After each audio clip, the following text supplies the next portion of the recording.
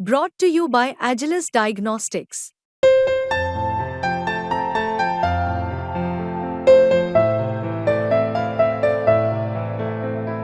Agilus Diagnostics.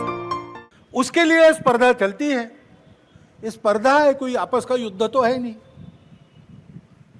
जिस प्रकार ये बातें हुई, जिस प्रकार एक दूसरे को लताड़ना हुआ, जिस प्रकार प्रचार के दौरान हमारे करने से समाज में मनमुटाव बढ़ेगा, दो गठ बटेंगे, आपस में शंका संशय उत्पन्न होगा, इसका भी ख्याल नहीं रखा गया और विनाकारण संघ जैसे संगठनों को भी उसमें खींचा गया। टेक्नोलॉजी का सहारा करके असत्य बातें परोसी गई, नितांत असत्य। क्या शास्त्र का, विज्ञान का, विद्या का ये उपयोग है? सज्जन विद्या का ये उपयोग नहीं करते। विद्या विवादाय ये खलस्य, ऐसा कहा है।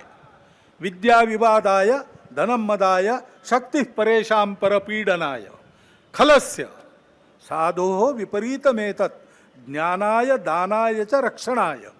विद्या का उपयोग प्रबोधन करने के लिए होता है, लेकिन आधुनिक विद्या टेक्नोलॉजी का उपयोग असत्य परोसने के लिए किया गया।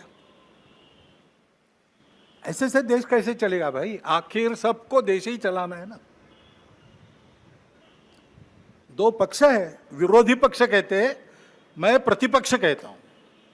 वो विरोधी नहीं है, उसको विरोधी मानना भी नहीं चाहिए।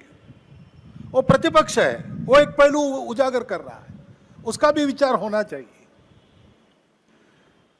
ऐसा जब चलना है तो चुनाव लड़ने में भी एक मर्यादा होती है। उस मर्यादा का पालन नहीं हुआ, क्योंकि उसका पालन होना इसलिए आवश्यक है कि हमारे देश के सामने चुनौतियां समाप्त नहीं हुई। अब सरकार बन गई, वही सरकार फिर से आ गई, एनडीए की।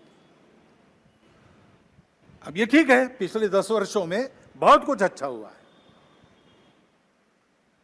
आर्थिक हमारी स्थिति, आधुनिक दुनिया जिन मानकों को मानती है, जिसके आधार पर आर्थिक स्थिति का मापन करती है, उनको लगाए तो हमारी आर्थिक स्थिति बहुत अच्छी हो रही। सामरिक स्थिति हमारी निश्चित रूप से पहले से अधिक अच्छी है। दुनिया भर में हमारे देश की प्रतिष्ठा बढ़ी है। कला क्षेत्र में, क्रीड़ा क्षेत्र में, ज्ञान विज्ञान के क्षेत्र में, संस्कृति के क्षेत्र में हम सब लोग विश्व के सामने आगे बढ़ रहे हैं। हमको धीरे धीरे मानना विश्व के प्रगत देशों ने भी शुरू किया है। लेकिन इसका मतलब ये नहीं है कि हम चुनौतियों से मुक्त हुए।